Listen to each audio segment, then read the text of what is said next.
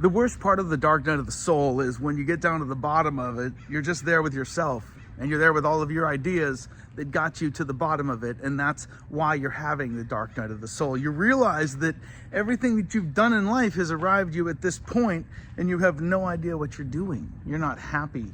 It's hurting. Something's going on there. I had that happen to me. I remember that vividly. Oh, it was brutal. There I was with myself, had lost everything, and I was just there with myself. The only common denominator. I didn't even have anybody else to blame it on. It was bitter. It was very bitter. I had to blame it on myself. I had to realize, oh shit, it's just me in here having these feelings, creating these patterns. The only common denominator of all of this is me. If I want to find a way out of this, I have to learn to find a way out of me. All of my ideas of me, my ego. This is the way it's supposed to be. Well, I did that and it wasn't working. Math didn't math, you know? So whenever we get to that point of, oh shit, I don't know what I'm doing, I'm creating my drama, I'm creating these patterns, I realize that this is me and my own making here. What do you do? How do you get out of those patterns? How do you heal from that? And I'll tell you a little story of how I did it. I tried a whole lot of different things, you know, a lot of very spiritual things and activities, and trying, and, you know, different herbs and lotions and potions, you name it, you know, some psychedelics, all sorts of things.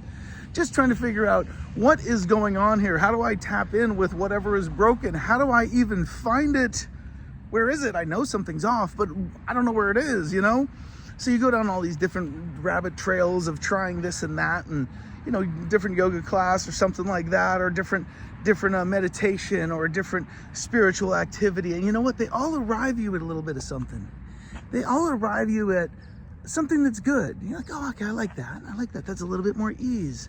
Okay, maybe I worked past a concept through this spiritual idea, and philosophically let it go. Okay, oh, I can forgive this person. I can let it go. And oh yeah, that does feel better. I feel a little bit of ease. And now what feels better but your nervous system regulating? You're no longer triggering from a mental space of fear or something like that, a mental space of I don't like this, whatever's going on. Now you're processing it better in your mind and your body, and the spirit is alive. Go figure, you know? So you get in there and you find your fear. You find what's going on. You find the spaces of dissonance. You find what hurts you. And especially if you're at the bottom of the hole and nobody else is there with you, you got to sit with your own pain. So you start to look deeply into that and say, okay, well, why am I bothered by life? Oh, I lost everything? Well, why am I bothered by that? Why do I care so much? Well, it means this and that to me. Well, there you go. There's your meaning. There's your ego. There's how you trace it down in there and you find it. This is the help that I offer people in Emotional Alchemy, of guiding people into these spaces of pain, of just asking the right questions and getting down into the roots of those things.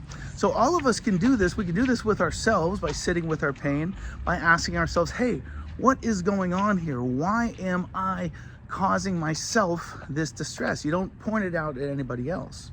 And when you're able to get down to the bottom of it, very oftentimes you find that pain is it's just rooted in some old trauma, some old story, some old bullshit that happened to you. And so you go back and you kind of clear those things out, these old memories that are alive in you. This is called maybe a somatic process of working with the emotions or the traumas that kind of lie in your body to help regulate the nervous system.